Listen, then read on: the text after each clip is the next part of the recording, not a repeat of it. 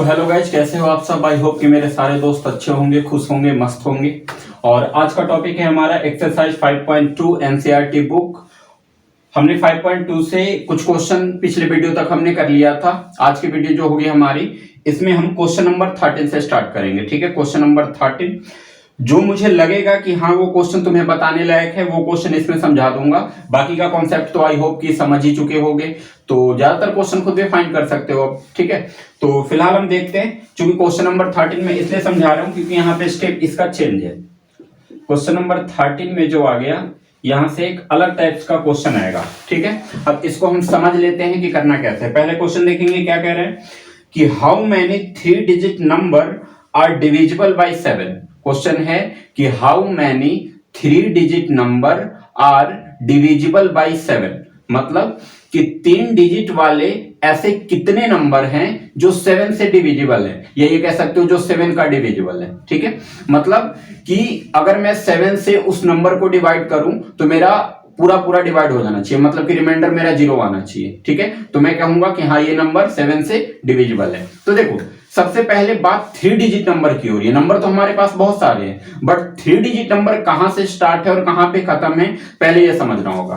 तो अगर बात हम 3 डिजिट नंबर की करें तो 3 डिजिट नंबर क्या 100 से स्टार्ट होके और 999 यानी कि 999 तक खत्म हो जाएगा। मतलब इन्हीं और 100 और 999 इसको मिला के और इनके बीच में 3 डिजिट वाले नंबर बनेंगे। ठीक है, अब देखो कि 100 से लेके 999 तक 3 डिजिट के नंबर है, 3 डिजिट नंबर है। ठीक है, अब इसमें हमें यह देखना है कि कौन कौन से नंबर 7 का डिविजिबल बनेगा। ठीक है, और अगर मैं ऐसे फाइंड करने लगूं तो काफी टाइम लग जाएगा, तो इसलिए इसको फॉर्मूले से फाइंड करेंगे, फटाक से फाइंड करेंगे। कैसे, देखो सबसे पहले मुझे यह पता करना होगा कि मेरा फर्स्ट टर्म 7 से डिविजिबल कब होगा, मतलब कौन सा ऐसा टर्म होगा। 100 तो 7 का डिविजिबल है नहीं, 101 भी 7 का डिविजिबल नहीं है, 102 भी नहीं है, 3 भी नहीं है, 4 भी नहीं है, 5 है।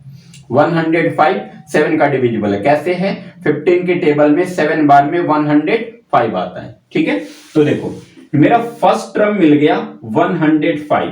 ठीक, अब हर नंबर 7 का डिविजिबल होना चाहिए, मतलब क्या कि अब 7 का गैपिंग चलेगा। अब 105 के बाद ऐसा कौन सा नंबर आएगा जो 7 से डिविजिबल होगा, तो मैं क्या करूंगा 105 में 7 को प्लस कर दूंगा।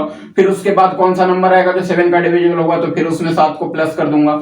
तो इसका मतलब ये हुआ कि देखो सीरीज मेरा बना 105 में 7 प्लस किया तो 112 हो गया, फिर 112 में 7 प्लस किया 119 हो गया। ऐसे करते करते अब हमें देखना है कि मेरा लास्ट टर्म क्या बनेगा। लास्ट टर्म हम कैसे फाइंड करेंगे, अगर 3 डिजिट नंबर का मैं आखिरी नंबर देखूं तो मेरा बन रहा है 999, लेकिन 999 क्या 7 से डिविजिबल है। तो देखो अब लास्ट टर्म फाइंड करने के लिए क्या करोगे, ध्यान से समझना।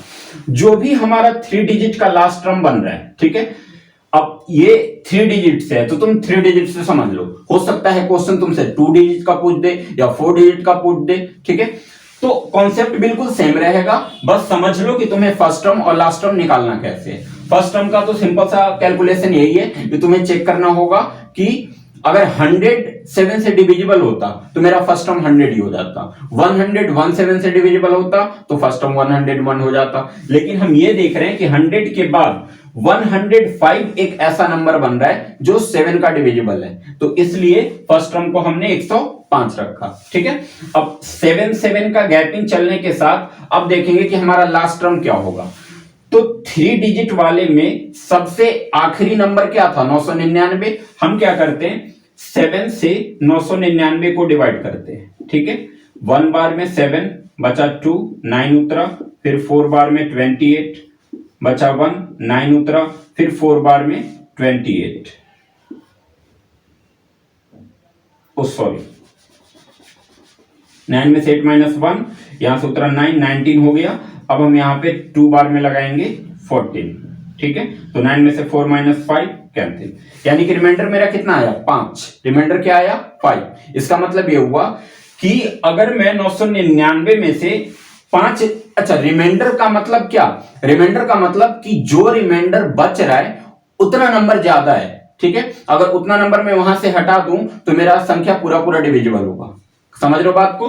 तो देखो 7 से जब 999 को डिवाइड किया तो मेरा रिमाइंडर 5 आ रहा है, 5 आ रहा है। इसका मतलब ये हुआ कि 5 ज्यादा चल रहा हूं मैं, मुझे 5 कम करना होगा। तो इसके लिए क्या करूंगा, 999 में से 5 को माइनस कर दूंगा, और जैसे ही 999 में से 5 को माइनस किया तो मेरा लास्ट टर्म मिल गया 994।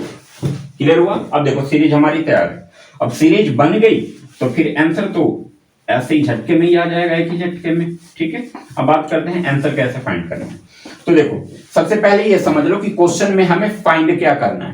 क्वेश्चन था कि how many 3 digit number are divisible by 7। How many 3 digit number, how many कितने ऐसे नंबर हैं जो 7 के डिविजिबल होंगे। मतलब कि हमें n की वैल्यू फाइंड करनी है, हमें टर्म ही तो फाइंड करना है कि कितने टर्म ऐसे हैं 3 डिजिट वाले जो 7 के डिविजिबल होंगे। तो हमें n की ही तो वैल्यू फाइंड करनी है। टर्म मतलब क्या, n। ठीक है, तो देखो find the nth term, formula put करते हैं an का, n equal to a plus n minus 1 into D. an हमने समझ लिया है लास्ट टर्म जो कि दे रखा है 994 इक्वल टू a की वैल्यू 105 प्लस n तो मुझे फाइंड करना है, n का मुझे पता नहीं है तो n के जगह पे n ही रखेंगे, और इंटू डी, डी कितने का चल रहा है, 7 का, 7 का गैपिंग चल रहा है तो d 7 हो गया। चलो 105 को इधर लाके पहले माइनस कर देते हैं। 994 में से 105 को हमने माइनस कर दिया तो इधर बच गया n। 7 को n से मल्टीप्लाई किया 7n, और फिर 7 को -1 से मल्टीप्लाई किया -7। तो 14 में से 5 माइनस 9, ये बचा 8, 8 में से 0 माइनस 8, और ये बचा 9, 9 में से 1 माइनस 8, यानी कि 889 इक्वल टू। अच्छा एक चीज और देख रहे हैं, इसके साथ तो चलो n लगा हुआ है, ठीक है, तो ये तो लास्ट में आएगा, ये लास्ट में हटेगा। लेकिन वहां पे 7 में देख रहा हूं कि 7 मेरा माइनस का साइन बना रहा है, और माइनस के संख्या की जब मैं साइड चेंज करता हूं तो प्लस का आ जाता है। तो -7 इधर आके प्लस का हो गया, इधर बच गया 7n। ठीक है, तो देखो 9 और 7 को हमने ऐड किया तो कितना आ गया, 7 7 14 15 16 6, फिर 8 और एक 9 और फिर 8, तो 896 इक्वल टू 7n। अब मुझे वैल्यू किसकी फाइंड करनी है, n की। n के साथ 7 किस में, मल्टीप्लाई में, तो इधर आके किस में हो जाएगा, डिवाइड में हो जाएगा। तो 896 अपॉन 7। अब देखते हैं कि 7 से ये कैंसिल होता है कि नहीं, हो जाएगा जहां तक उम्मीद है। 1 बार में 8 कैंसिल, बचा 1, 9 उतरा, फिर 2 बार में 14 लगाया, बचा 5, फिर 6 उतरा, 56, 8 बार में 56, 7 8 जा 56। अब देखो इसका मतलब क्या हुआ कि n की जो मेरी वैल्यू निकली वो निकली 128। तो मैं ये कह सकता हूं कि 100 से 999 तक 128 नंबर ऐसे हैं जो 7 का डिविजिबल है। ठीक है, 128 टर्म ऐसे होंगे, 128 टर्म ऐसे होंगे जो 7 से पूरा पूरा डिविजिबल हो जाएंगे। क्लियर है? तो देखो n की वैल्यू हमारी फाइंड हो गई, मतलब इसका फाइनल आंसर हमने फाइंड कर लिया। ठीक है, चलो अब क्वेश्चन नंबर हम आगे देखते हैं। 13 हो गया, 14 देखते हैं।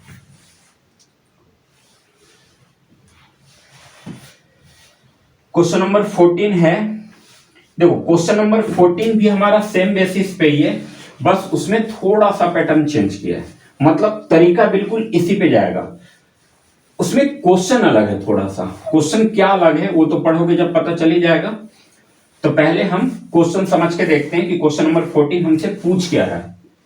क्वेश्चन 14 ध्यान देना, देखो हाउ मैनी मल्टीपल ऑफ 4, यहां पे बोला how many multiple of 4 lie between 10 and 250। ध्यान से समझते हैं, 10 और 250 यानी कि 250।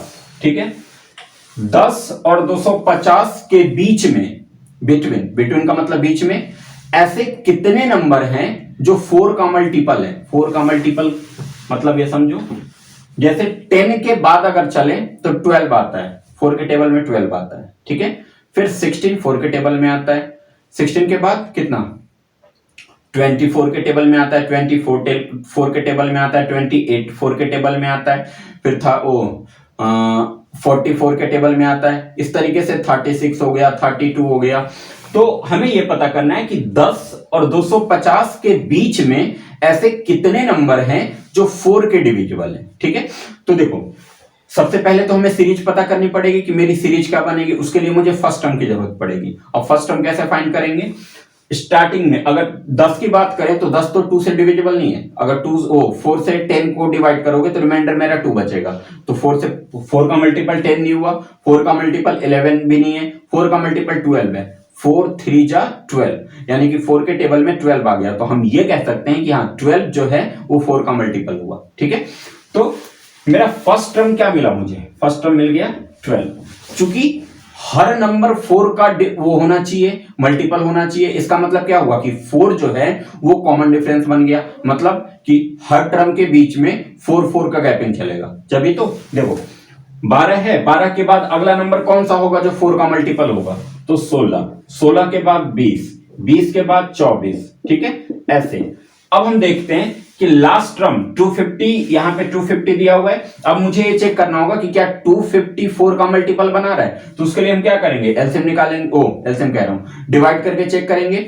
अगर डिवाइड में पूरा पूरा कट गया तो ये मेरा लास्ट टर्म होगा, लेकिन पूरा पूरा नहीं कटा तो इसका मतलब कुछ ना कुछ रिमाइंडर बचेगा। उस रिमाइंडर को क्या करेंगे? इस नंबर में से माइनस कर देंगे तो हमारा 4 का मल्टीपल आ जाएगा। तो ठीक है, हम ध्यान देते हैं 4 से 250 को डिवाइड करके चेक करते हैं। तो 6 बार में 24 बचा 1 0 और फिर 4 2 जा 8। देखो रिमाइंडर 2 बच गया। इसका मतलब कि 254 का मल्टीपल नहीं है। ठीक है, तो कौन सा होगा? तो जो मेरा रिमाइंडर बचा है, मतलब कि इतना नंबर में ज्यादा चल रहा हूं। ठीक है, तो इसको कम करना है। तो मैं क्या करूंगा? 250 में से 2 को माइनस कर दूंगा। तो 250 में से 2 जैसे ही माइनस होगा क्या बनेगा? 248। तो मेरा लास्ट टर्म क्या हो गया? 248। चलो सीरीज तो बन गया। अब फॉर्मूला बिल्कुल सेम वैसे ही चलेगा, ध्यान रखना। सीरीज बन गया। अब मुझे यह पता करना है कि अब ये सब नंबर जो हैं वो सब 4 के डिविजिबल है, 4 का मल्टीपल है। ठीक है, डिविजिबल कहो मल्टीपल कहो बात बराबर है, मल्टीपल है। इसका मतलब ये हुआ कि अब मुझे ये देखना है कि 12 16 20 24 से लेकर 248 तक ये टोटल कितने नंबर हुए, टोटल कितने नंबर हुए जो 4 का मल्टीपल हुआ। मतलब कि अब यहां पे क्या फाइंड करना है? नंबर ही तो फाइंड करना है, टर्म ही तो फाइंड करना है कि टोटल ऐसे कितने टर्म हैं जो 4 के मल्टीपल हैं 10 और 250 के बीच में। ठीक है, तो देखो सीरीज हमने बना ली, हमें एपी मिल गया, अर्थमेटिक प्रोग्रेशन, मतलब कि हमें सीक्वेंस मिल गया, सीरीज मिल गया। अब हम सीरीज के अकॉर्डिंग फॉर्मूला पुट करके और हम अपना आंसर फाइंड करेंगे। ठीक है, सबसे पहले हमें यह समझना होगा कि इसमें निकालना क्या है। तो निकालना n है, क्योंकि टर्म ही तो निकालना है कि कितने टर्म हैं जो 4 के मल्टीपल है। तो मतलब n निकालना है। तो फॉर्मूला फिर से हम लगाएंगे an equal to a plus n minus 1 into D. ठीक है, an यानी कि लास्ट टर्म, और लास्ट टर्म मेरा क्या दे रखा है? 248 इक्वल टू a की वैल्यू 12 प्लस n का मुझे पता नहीं, n तो हमें फाइंड करना है, और d का मान चल रहा है 4, d की वैल्यू 4, कॉमन डिफरेंस 4 चल रहा है। 12 इधर आके माइनस हो जाएगा, 248 में से 12 को हम माइनस कर देंगे इक्वल टू 4 को n से मल्टीप्लाई किया 4n और 4 को -1 से मल्टीप्लाई किया -4। तो 248 में से चलो 12 को पहले माइनस करते हैं, 8 में से 2 -6, 4 में से 1 -3 और बाकी का बचा 2, 236 हो गया। 4 इधर माइनस का है, इधर आके किसका हो जाएगा? प्लस का। इक्वल टू इधर क्या बच गया? 4n। तो 6 4 10, 3 और 1 4 और बाकी का 2, 240 इक्वल टू 4n। अब n की वैल्यू फाइंड करनी है, n के साथ 4 मल्टीप्लाई में है, इधर आके किस में हो जाएगा? डिवाइड में हो जाएगा। तो 240 अपॉन में 4 और ये कट गया 6 बार में, यानी कि 60 बार में। मतलब कि n की वैल्यू हो गई 60। क्लियर भाई साहब? चलो बिल्कुल क्लियर होगा। क्वेश्चन नंबर 14 ये भी जी था, हो गया। अब बात करते हैं आगे। क्वेश्चन नंबर 15 भी समझना है।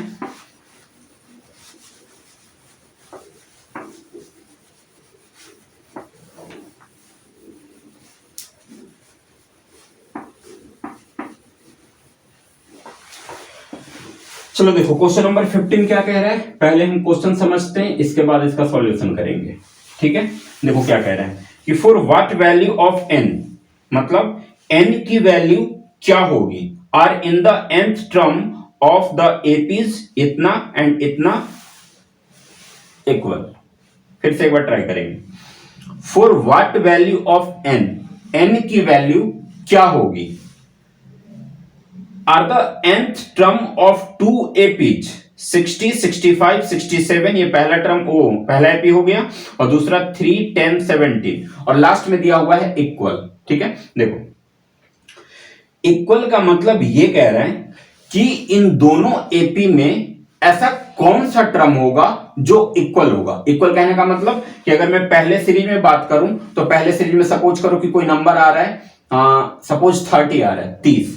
अब 30 मेरा जो बन रहा है वो टर्म पे बन रहा है सपोज की 16 टर्म पे मेरा 30 आ गया। ठीक है, और यही चीज सेकेंड एपी में भी आना चाहिए, मतलब उसमें भी 16 टर्म पे 30 आना चाहिए। कहने का मतलब ये हुआ कि हमें यह पता करना है कि दोनों एपी में n की वैल्यू ऐसी कौन सी होगी जो बराबर होगी, मतलब वो उसमें भी आना चाहिए और ये इसमें भी आना चाहिए।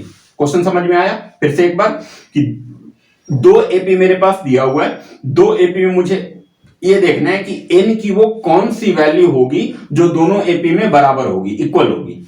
लास्ट में इक्वल दिया भी हुआ था। चलो, तो वे कैसे फाइंड होगा? कहने का मतलब ये हुआ कि इन दोनों के बराबर, दोनों के बीच में इक्वल फाइंड करना है, इक्वल टर्म्स को फाइंड करना है। ठीक है, अब इसमें फाइंड तो n ही करना है ना। देखो व्हाट वैल्यू ऑफ n, ये तो साफ साफ लिखा हुआ है कि n की वैल्यू फाइंड करना है, और इसके लिए कंडीशन ये है कि दोनों एपी जो दिया हुआ है ये दोनों एपी बराबर है। मतलब कि अगर एक एपी की बात करें तो इसमें भी n की वैल्यू फाइंड करनी है, दूसरे एपी की बात करें तो इसमें भी n की वैल्यू फाइंड करनी है। ठीक है, और दोनों एपी क्या है? बराबर है। तो चलो हम ऐसे लिख सकते हैं कि an इक्वल टू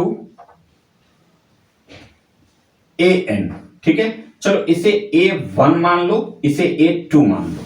ठीक, ये मैं एपी मान रहा हूं। ठीक है, जैसे an का फॉर्मूला है ना, वैसे ही मैं इसको पहले एपी को a1 एपी मान लिया और दूसरे एपी को a2 एपी मान लिया। ठीक है, अब चूंकि फॉर्मूला दोनों an का ही बना रहे तो कंडीशन बनेगा a plus n minus 1 into D, और इसमें भी सेम कंडीशन यही बनेगा a plus n minus 1 into D. ठीक है, दोनों एपी क्या क्या है पहले ये देख लो। पहला एपी था 63, 65, 67, और दूसरा एपी था 3, 10, 17। ठीक है, अब इसमें मुझे चाहिए क्या? इन दोनों एपी से मुझे इसमें चाहिए क्या? तो देखो n की तो वैल्यू फाइंड करनी है, a की वैल्यू इसमें भी दे रखी है, a की वैल्यू इसमें भी दे रखी है, n की वैल्यू फाइंड करनी है। अच्छा, d तो हमें जरूरत पड़ेगी ना, क्योंकि d तो हमें चाहिए ही चाहिए, और d हम फाइंड भी कर सकते हैं यहाँ पे आराम से। d का मतलब क्या?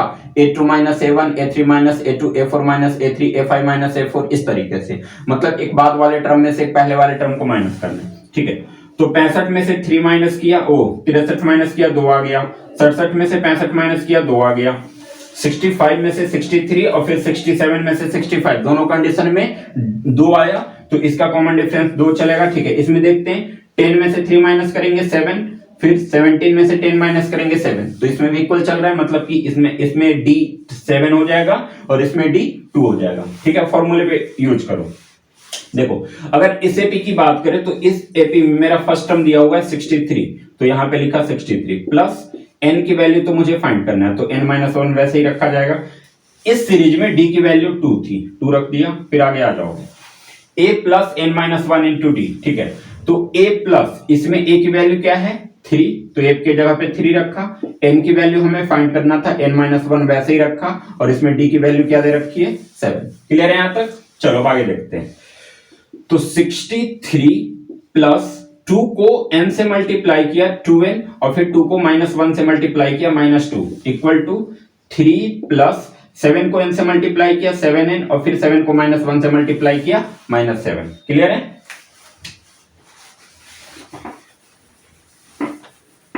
अब आगे 63 और 2 ये दोनों नंबर वाले, इसके साथ तो वेरिएबल लगा हुआ है तो ये अलग कैटेगरी का है। 63 में से 2 को माइनस करेंगे तो कितना आ जाएगा? 61 और plus 2n equal to 3 plus का 7 माइनस का, प्लस माइनस माइनस, 7 में से 3 माइनस किया 4, बड़ी संख्या के पहले माइनस का साइन, इसलिए -4 हो जाएगा।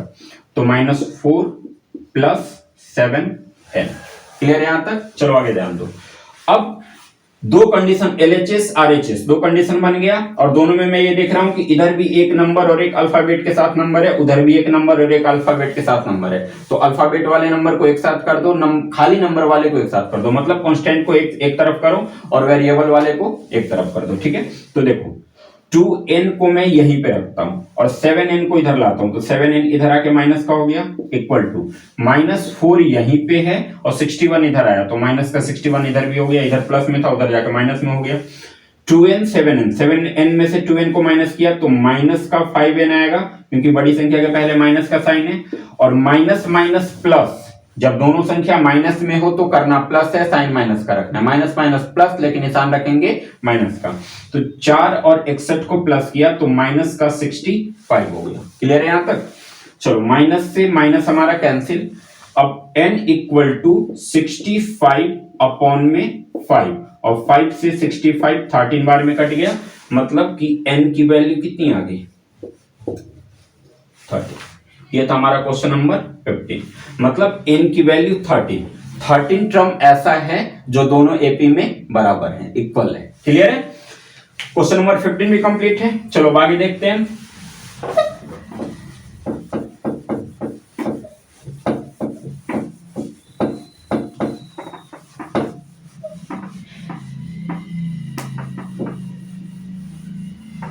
ठीक है, क्वेश्चन नंबर 16 में समझा रहा हूं क्या कह रहा है कि determine the AP whose third term is 16 and the seventh term exceeds the fifth term by 12। ये क्वेश्चन हमने पिछली वीडियो में किया था 10, बिल्कुल क्वेश्चन नंबर 10 की तरह है, एकदम डिक्टो 10 की तरह, कोई अंतर नहीं। ठीक है, डिटरमाइन द एपी, इसमें एक तुम्हें एपी बनानी है, एक सीरीज बनानी है, और उसके लिए कंडीशन ये है कि थर्ड टर्म दे रखा है 16, थर्ड टर्म यानी कि a3 का मान 16 दे रखा है, तो a3 का मतलब क्या कि a प्लस 2d। ठीक है, और and the seventh term exceeds the 15th term by 12। Seventh term जो है वो 15 टर्म से 12 ज्यादा है। चलो मैं इक्वेशन बना के तुम्हें समझा दे रहा हूं, बाकी सॉल्यूशन तुम्हें खुद करना है, मैं इक्वेशन तक समझा दे रहा हूं कि इसको कैसे करेंगे। ठीक है, बात करते हैं क्वेश्चन नंबर 16 की, 16। ठीक है, क्वेश्चन नंबर 16 में क्या कह रहा भाई? थर्ड टर्म 16, थर्ड टर्म का मतलब a3 का मान दे रखा है 16। ठीक है, a3 को अगर मैं अलग तरीके से लिखना चाहूं, अलग पार्ट से लिखना चाहूं, तो a3 को मैं दो पार्ट में कैसे बना सकता हूं? a3 को मैं लिख सकता हूं a plus 2d equal to 16। ये हो गया इक्वेशन हमारा फर्स्ट। ठीक है, अब आ जाओ सेकेंड कंडीशन पे। कह रहे हैं कि the seventh term exceeds the fifth term by 12। Seventh term जो है वो फिफ्थ टर्म से 12 ज्यादा है। यही तो क्वेश्चन है कि the seventh term exceeds the fifth term by 12। Seventh term जो है वो फिफ्थ टर्म से 12 ज्यादा है। ठीक है, तो यहां पे a7 को क्या लिख सकते हैं? a plus 60 equal to a25, a5 को क्या लिख सकते हैं? तो a प्लस 40 प्लस 12। तो देखो a से a कैंसिल हो गया, 60 4d इधर आके माइनस का हो गया, इक्वल टू इधर बच गया 12। 6d में से 4d को माइनस किया तो 2d आ गया इक्वल टू 12, और d इक्वल टू हो गया 12 अपॉन में 2। ये कट गया 6 बार में, यानी कि d की वैल्यू कितनी आ गई? 6। अब देखो d की वैल्यू 6 आ गई, तो अब इस इक्वेशन में हम d की वैल्यू पुट कर देंगे तो a की वैल्यू आ जाएगी। अब कैसे आएगी ये भी समझा दे रहा हूं। इक्वेशन था a plus 2d equal to 16, और a प्लस 2 इंटू डी की वैल्यू हमने क्या निकाली है? 6, तो d के जगह पे 6 रखेंगे इक्वल टू 16। तो a प्लस 6 2 जा 12 इक्वल टू 16, और फिर a इक्वल टू 16 माइनस 12 इधर आके माइनस हो गया, यानी कि 16 में से 12 माइनस 4। तो देखो a की वैल्यू 4 हो गई और d की वैल्यू 6। कोई भी सीरीज को बनाने के लिए मुझे दो ही चीज की जरूरत होती है। पहला टर्म फाइंड करो कि मेरा सीरीज स्टार्ट कहां से होगा। ठीक है, तो चलो पहला टर्म मुझे मिल गया जो कि 4 था। ठीक, अब जब मैं सीरीज को आगे बढ़ाऊंगा तो इक्वल डिफरेंस चलना चाहिए ना। तो इक्वल डिफरेंस का मतलब क्या, मुझे डी की भी वैल्यू पता होना चाहिए। अब जैसे ए का मान 4 हो गया तो पहला टर्म मेरा 4 निकल गया और डी का मान हमने 6 निकाला, तो 4 में 6 प्लस करेंगे 10, दूसरा टर्म हो गया। 10 में 6 प्लस करेंगे 16, तीसरा टर्म हो गया। 16 में फिर से 6 प्लस करेंगे 22, चौथा टर्म हो गया। तो ऐसे हम सीरीज निकाल लेंगे। ठीक है, तो आई होप ये क्वेश्चन अच्छे समझ में आ गया हो गया। अब हम बात करते हैं नेक्स्ट क्वेश्चन की। ठीक है,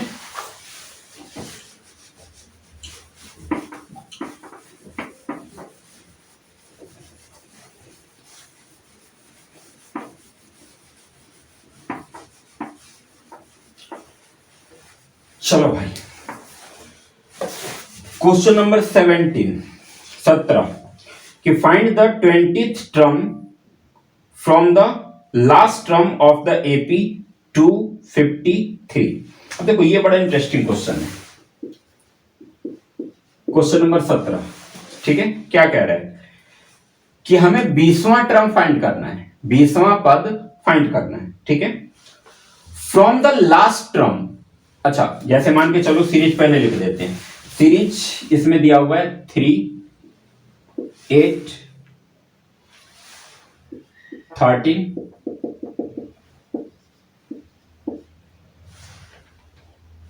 253। ठीक है, ये सीरीज था। इस सीरीज में हमें लास्ट टर्म से 20वां टर्म फाइंड करना है। मतलब लास्ट से 20वां टर्म, कहने का मतलब कि जैसे देखो, अगर मैं सीरीज को आगे से काउंट करूंगा तो A1 हो गया, ये A2 हो गया, A3 हो गया, A4 होगा, A5 होगा, A6 होगा, A7 होगा, ऐसे करते करते हम A20 तक पहुंचेंगे। तो ये स्टार्टिंग से 20वां टर्म हो गया।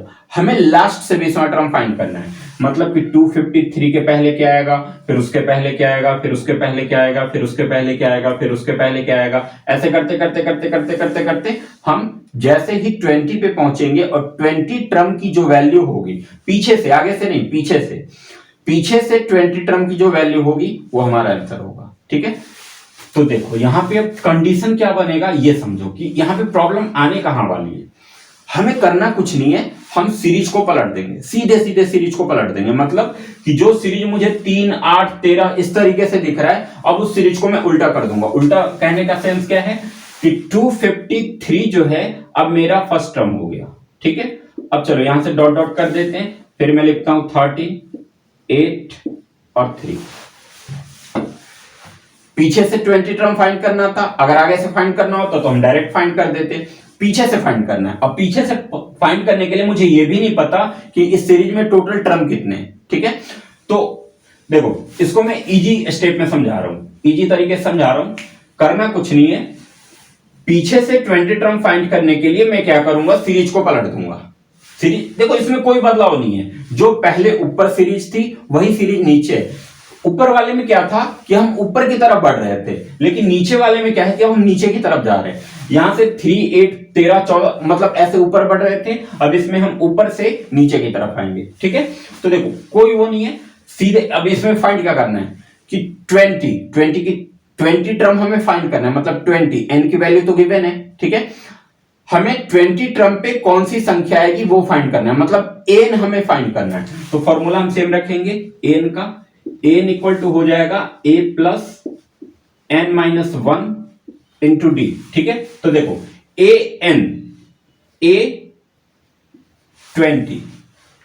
20 टर्म फाइंड करना है ना, तो हमने n के जगह पे क्या रख लिया 20 इक्वल टू a की वैल्यू क्या दे रखी थी 253 प्लस n का मान फिर से 20 माइनस 1 और इंटू डी। देखो डी कैसे पता करेंगे, अब चलो ऊपर से पता करते हैं। 8 में से 3 माइनस करेंगे 5 आएगा, फिर 3 में से 8 माइनस करेंगे 5 आएगा। मतलब डी का मान क्या चल रहा है 5 चल रहा है, तो डी के जगह पे हम क्या रख देंगे 5। ठीक है, अब आगे A20 इक्वल टू 253 प्लस 20 में से 1 माइनस किया 19 और 19 को 5 से मल्टीप्लाई कर दिया, यानी कि A20 इक्वल टू 253 प्लस 19 पंजे 95। ये मामला गड़बड़ हो जाएगा।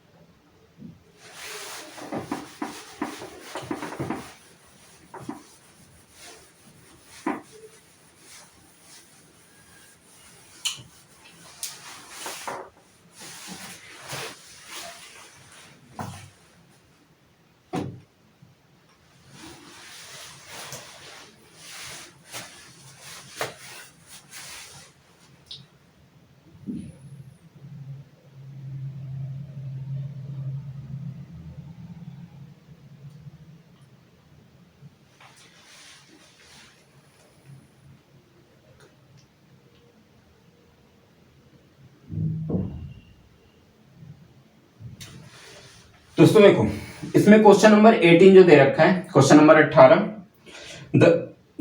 The sum of fourth and eighth term of an AP is 24 and the sum of sixth and 10th term is 44। तो find the first 3 term of the AP. Condition क्या है, ध्यान से समझना। बात कर रहे हैं क्वेश्चन नंबर 18 की। The sum of the fourth term, the sum of fourth and eighth, यानी कि A4 प्लस A8 की वैल्यू दे रखी है 24। और दूसरा कंडीशन कि sixth and 10th, A6 plus A10 की वैल्यू दे रखी है 44। ठीक है, हमें इस सीरीज का फर्स्ट 3 टर्म फाइंड करना है। पहले टर्म पे क्या होगा, दूसरे टर्म पे क्या होगा, तीसरे टर्म पे क्या होगा। चलो, अब उसके लिए पहले मुझे देखो सीरीज कब बनता है, पहले ये समझ लो कि सीरीज बनेगा कब, जब तक ए और डी की वैल्यू तुम्हारे पास ना हो। जब ए और डी की वैल्यू तुम्हारे पास आ जाएगा तो हम कोई भी सीरीज को बना सकते हैं। तो पहला काम होगा मेरा इसमें से ए और डी की वैल्यू फाइंड करना। उसके लिए कंडीशन क्या बनेगा कि इसमें हम देख रहे हैं कि इस तरीके से नंबर दिया हुआ है, टर्म की वैल्यू दे रखी है, तो कोई भी टर्म को हम 2 पार्ट में वो करते हैं, एक्सपेंड करते हैं। अब जैसे मान के चलो कि मैं ऊपर वाले की बात कर रहा हूं, A4 की बात कर रहा हूं, तो A4 को मैं क्या लिखूंगा, A प्लस 3D। ठीक है, फिर प्लस का साइन लगाया, और A8 को क्या लिखूंगा, A प्लस 7D, और इन दोनों का सम कितना दे रखा है 24। तो इस हिसाब से A और A को प्लस किया तो 2A, फिर प्लस 3D और 7D को प्लस किया 10D इक्वल टू 24। ये हो गया इक्वेशन फर्स्ट। क्लियर है। अब सेकंड बात करो, इसकी बात करते हैं। A6 का मतलब कि A प्लस 5D, फिर प्लस A10 का मतलब A प्लस 9D की वैल्यू कितनी दे रखी है 44। तो A और A को ऐड किया 2A, प्लस 5D और 9D को ऐड किया 14D इक्वल टू 44। ये निकल गया इक्वेशन सेकंड। अब ध्यान दो, ये इक्वेशन फर्स्ट आ गया, ये इक्वेशन सेकंड आ गया। फिर से इसमें सेम कंडीशन वही रहेगा। हम लगाएंगे क्या, एलिमिनेशन मेथड लगाएंगे, चैप्टर 3 वाला एलिमिनेशन मेथड लगा के पहले ए की वैल्यू फाइंड करेंगे, फिर उस ए किसी की भी वैल्यू फाइंड कर सकते हो। पहले जैसे इसको सोल्व करोगे, पहले डी की वैल्यू फाइंड होगी, फिर डी की वैल्यू को इन दोनों इक्वेशन में से किसी एक में भी रखोगे, ए की वैल्यू फाइंड हो जाएगी, और फिर स्टार्टिंग के 3 टर्म फाइंड कर दोगे। इसका कॉन्सेप्ट तो मैं पहले बता ही दिया हूं कि इसको कैसे करते हैं, तो मैं इक्वेशन बना तक छोड़ दिया हूं। अब आगे सॉल्यूशन तुम्हें खुद निकालना है। ठीक है, प्रैक्टिस जरूरी है। तो चलो, क्वेश्चन नंबर 18 भी हमारा कंप्लीट है। अब बात करते हैं 19 की।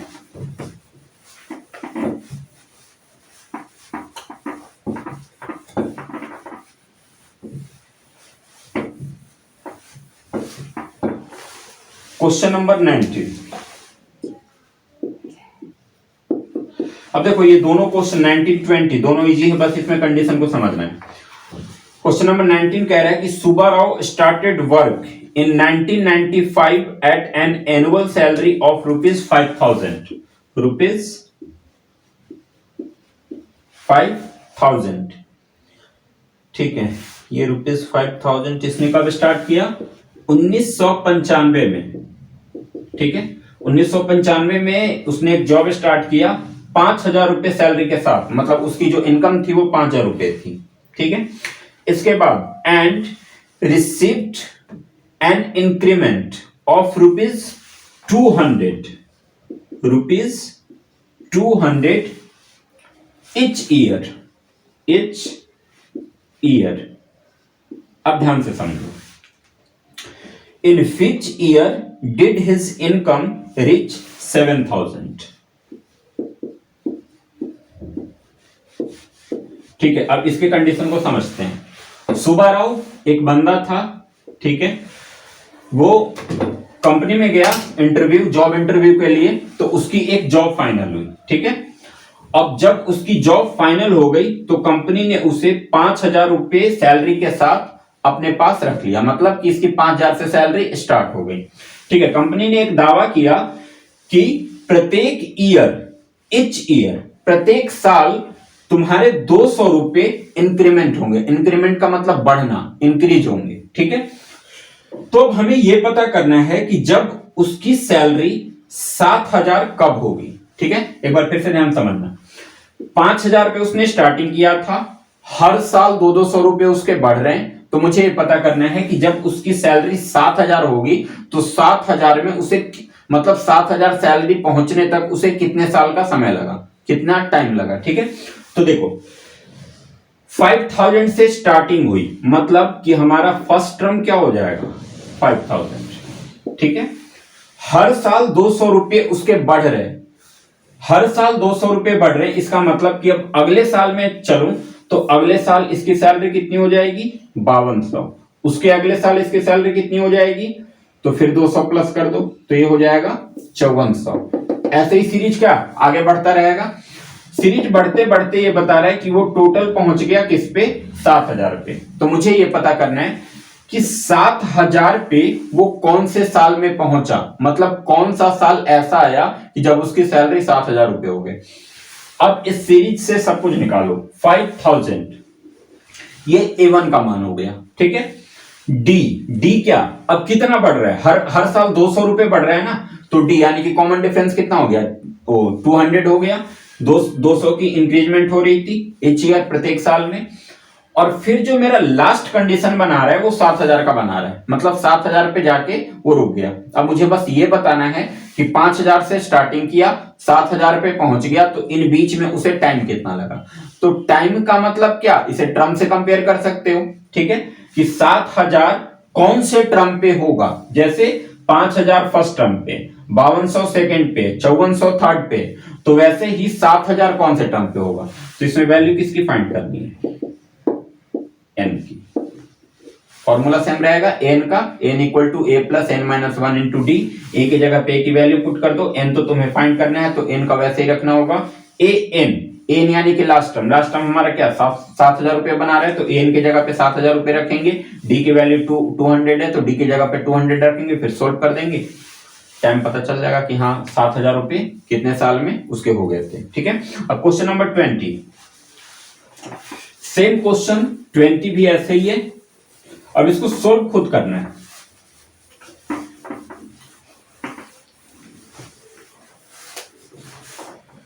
क्वेश्चन नंबर 20 की बात करें तो कह रहा है Ramkali saved ₹5 in the first week, ठीक है। रामकली एक लड़की है जो पहले वीक में 5 रुपए सेव करती है, पहले वीक में, first week of a year, and then increased her weekly saving by rupees 1.75, ठीक है। तो if in the nth week her weekly saving becomes rupees 20.75। चलो इसको समझ लेते हैं। रामकली एक लड़की है जिसने अपने साल के पहले वीक में 5 रुपए सेव किया, ठीक है, और वीकली सेविंग उसकी इंक्रीजमेंट होती गई, इंक्रीज होती गई कितने 1.75, मतलब पहले हफ्ते में उसने 5 रुपए सेव किया, फिर दूसरे हफ्ते में 5 में 1.75 प्लस कर दो, फिर जितना आएगा तीसरे हफ्ते में फिर उसमें 1.75 प्लस कर दो। ऐसे करते करते मुझे ये बताना है कि जब उसके पास 20 रुपए 75 पैसे हो जाएंगे तो इतने पैसे को सेव करने में उसे कितना टाइम लगा। मतलब कि मुझे निकालना क्या है, n टर्म में तो फाइंड करना है। ये मेरा हो गया लास्ट टर्म, मतलब an की वैल्यू इतने रुपए पे वो पहुंच गया था। अब मुझे बताना था कि इतने रुपए सेव करने में उससे कितना टाइम लगा। फिर मेरा लास्ट टर्म हो गया, ठीक है। इतने रुपए हर वीक में बढ़ रहे हैं। हर वीक में बढ़ने का मतलब कि ये कॉमन डिफरेंस चलेगा, ये हर वीक में इतने इतने ये बढ़ते जाएंगे। तो ये मेरा डी का मान हो गया कॉमन डिफरेंस। 5 रुपए से उसने स्टार्टिंग करी थी, पहले वीक में उसने 5 रुपए सेव करा था, मतलब कि 5 जो है ये मेरा फर्स्ट टर्म हो गया। अब हमें वैल्यू क्या फाइंड करना है, n का। सीधे सीधे हम n का फॉर्मूला पुट करेंगे। हर वैल्यू देखो, n का फॉर्मूला, n के फॉर्मूले में टोटल 4 चीज है, 4 चीज में से तुम्हारे पास 3 चीज गिवन ही है। n फाइंड करना है, आराम से फाइंड हो जाएगा, ठीक है। तो देखो आज हमारा 5.2 कंप्लीट हो चुका है। अब हम नेक्स्ट वीडियो जो बनाएंगे, नेक्स्ट क्लास में हम 5.3 इसको जल्दी कवर करेंगे। 5.3 हमें जल्दी कवर करना होगा, नहीं तो अर्थमेटिक काफी टाइम ले लेगा, ठीक है। तो देखो 5.2 कंप्लीट हो चुका। कोई भी डाउट हो 5.1 5.2 से किसी भी क्वेश्चन में हल्का भी अगर डाउट हो तो कमेंट में आप बता देना, मैं उसको नेक्स्ट वीडियो में जरूर कवर करूंगा, ठीक है। जो भी हो, अच्छा क्लास लगे बुरा क्लास लगे यार, कमेंट जरूर किया करो ताकि हमें भी पता चले कि हमारी मेहनत सही जा रही है और मेहनत करने की जरूरत है, कैसे क्या है। तो अपना है ना, मतलब कीमती वोट जरूर डाला करो, अपने अंदर की थोड़ा सा निकाला करो कि हाँ भैया क्लास ऐसी है बताया करो। इससे थोड़ा सा मतलब हमें पता चलता है कि नहीं हम सही जा रहे हैं या फिर और कुछ चेंजिंग लाने की जरूरत है, ठीक है। अब मिलते हैं नेक्स्ट वीडियो में। वीडियो लाइक करना, कमेंट करना, शेयर करना बिल्कुल मत भूलना। चैनल सब्सक्राइब जरूर करो, नोटिफिकेशन ऑन रखो। फिर मिलते हैं नेक्स्ट वीडियो में।